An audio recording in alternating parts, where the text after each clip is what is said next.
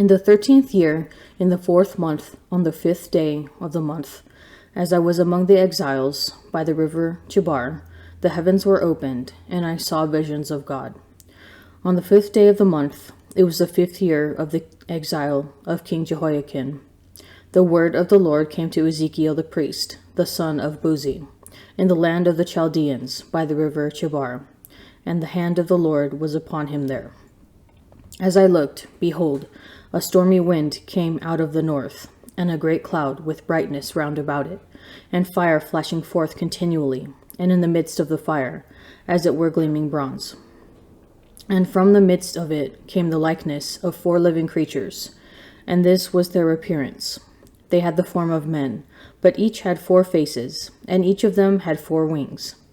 Their legs were straight, and the soles of their feet were like the sole of a calf's foot, and they sparkled like burnished bronze.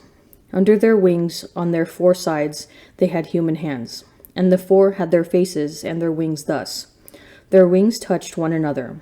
They went every one straight forward, without turning as they went. As for the likeness of their faces, each had the face of a man in front. The 4 had the face of a lion on the right side, the 4 had the face of an ox on the left side, and the 4 had the face of an eagle at the back. Such were their faces, and their wings were spread out above. Each creature had 2 wings, each of which touched the wing of another, while 2 covered their bodies. And each went straight forward wherever the Spirit would go, they went, without turning as they went. In the midst of the living creatures, there was something that looked like burning coals of fire, like torches moving back and forth among the living creatures. And the fires were bright, and out of the fire went forth lightning, and the living creatures darted back and forth like a flash of lightning. Now as I looked at the living creatures, I saw a wheel upon the earth beside the living creatures, one for each of the 4 of them. As for the appearance of the wheels and their construction, their appearance was like the gleaming of a chrysolite, and the 4 had the same likeness, their construction being as it were a wheel within a wheel. When they went in any of their 4 directions without turning as they went. The 4 wheels had rims, and they had spokes, and their rims were full of eyes round about. And when the living creatures went, the wheels went beside them. And when the living creatures rose from the earth, the wheels rose. Whenever the Spirit would go, they went, and the wheels rose along with them, for the spirit of the living creatures was in the wheels. When those went, these went. And when those stood, these stood. And when those rose from the earth, the wheels rose along with them, for the spirit of the living creatures was in the wheels. Over the heads of the living creatures there was the likeness of a firmament, shining like crystal, spreading out above their heads. And under the firmament their wings were stretched out straight, one toward another, and each creature had 2 wings covering its body. And when they went, I heard the sound of their wings like the sound of many waters, like the thunder of the Almighty, a sound of tumult, like the sound of a host. When they stood still, they let down their wings. And there came a voice from above the firmament over their heads. When they stood still, they let down their wings.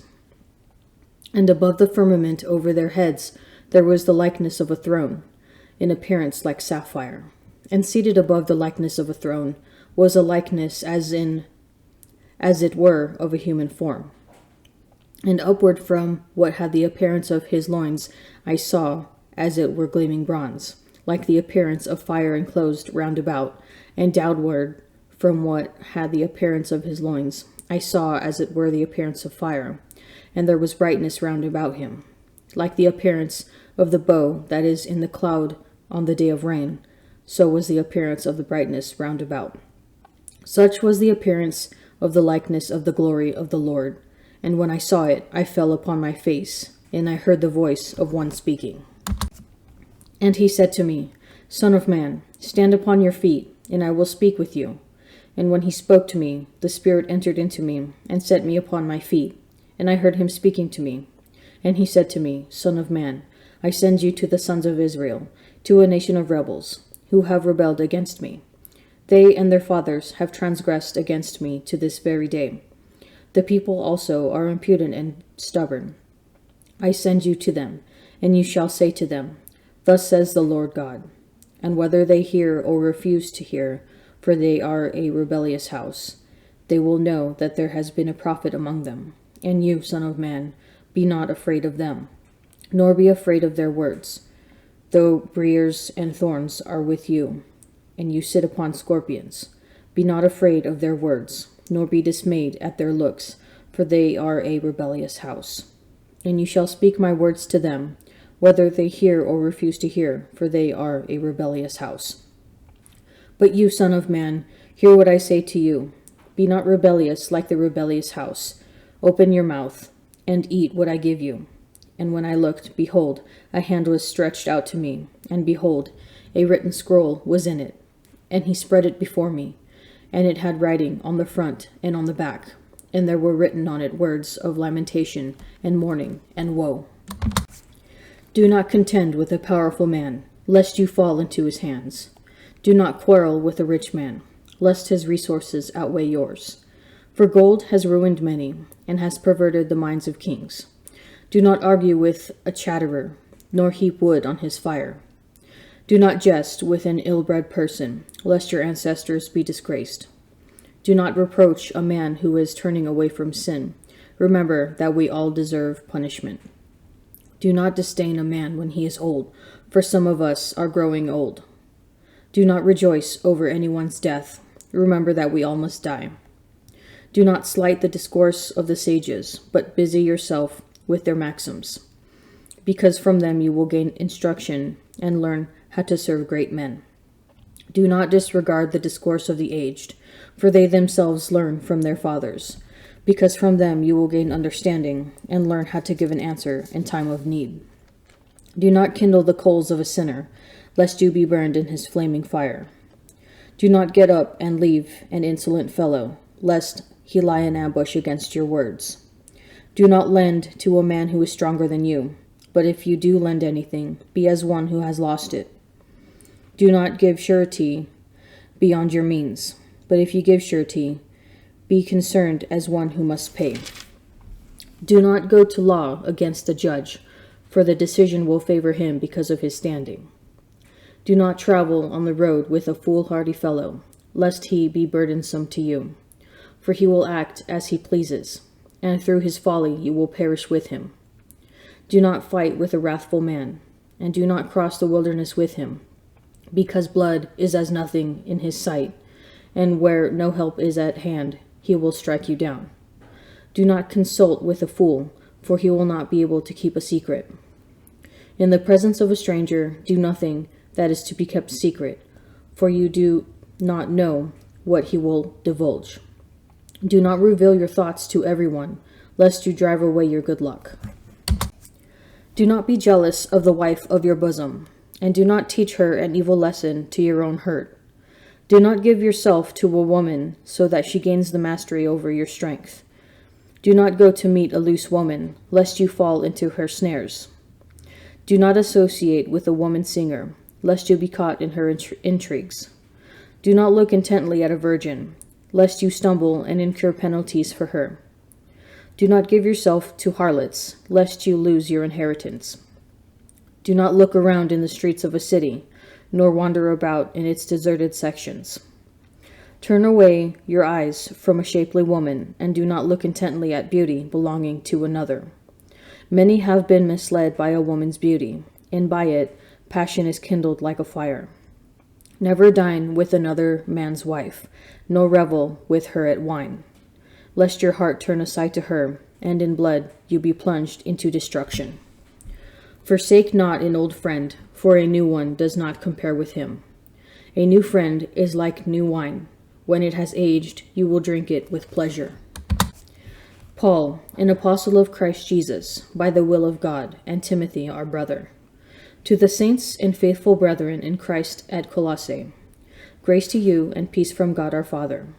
We always thank God, the Father of our Lord Jesus Christ, when we pray for you, because we have heard of your faith in Christ Jesus, and of the love which you have for all the saints, because of the hope laid up for you in heaven. Of this you have heard before in the word of the truth, the gospel which has come to you, as indeed in the whole world it is bearing fruit and growing. So among yourselves, from the day you heard and understood the grace of God in truth, as you learned it from Epaphras, our beloved fellow servant. He is a faithful minister of Christ on our behalf, and has made known to us your love in the Spirit. And so from the day we heard of it, we have not ceased to pray for you, asking that you may be filled with the knowledge of his will in all spiritual wisdom and understanding, to lead a life worthy of the Lord, fully pleasing to him, bearing fruit in every good work, and increasing in the knowledge of God. May you be strengthened with all power, according to his glorious might, for all endurance and patience with joy, giving thanks to the Father, who has qualified us to share in the inheritance of the saints in light. He has delivered us from the dominion of darkness and transferred us to the kingdom of his beloved Son, in whom we have redemption, the forgiveness of sins. He is the image of the invisible God, the firstborn of all creation. For in him all things were created, in heaven and on earth, visible and invisible, whether thrones or dominions, or principalities or authorities. All things were created through him and for him. He is before all things, and in him all things hold together. He is the head of the body and the church. He is the beginning, the firstborn from the dead, that in everything he might be preeminent.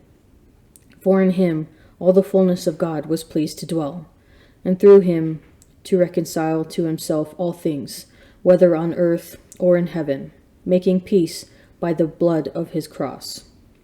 And you, who once were estranged and hostile in mind, doing evil deeds, he has now reconciled his body of flesh by his death, in order to present you holy and blameless and irreproachable before him, provided that you continue in the faith, stable and steadfast, not shifting from the hope of the gospel which you heard, which has been preached to every creature under heaven, and of which I, Paul, became a minister. In the first chapter of Ezekiel, the prophet receives one of the most intense visions of God found in all of Scripture. In the vision of the wheeled chariot, covered in eyes, never turning direction, and yet always moving forward, we glimpse the omnipotent, omniscient God, who is nevertheless still beyond Ezekiel's sight. The prophet sees only the likeness of the glory of the Lord. The vision is said to reveal merely the likeness of God's glory, because God is transcendent beyond the physical world in all our imagining, which is why the figure representing God appears above the firmament, in the dome of the sky. Truly, this is the God of whom St. Paul speaks, the creator of all, the one in whom all things hold together. But where is Ezekiel when he is given this message? Ezekiel is in exile in Babylon. Although God's house has been destroyed, God has no trouble making his presence known. The vision is therefore a powerful reminder of the character of our God. He is a God who is both completely magnificent and transcendent, yet also mobile and present. Have you ever experienced God's presence as both beyond you and yet near you at the same time?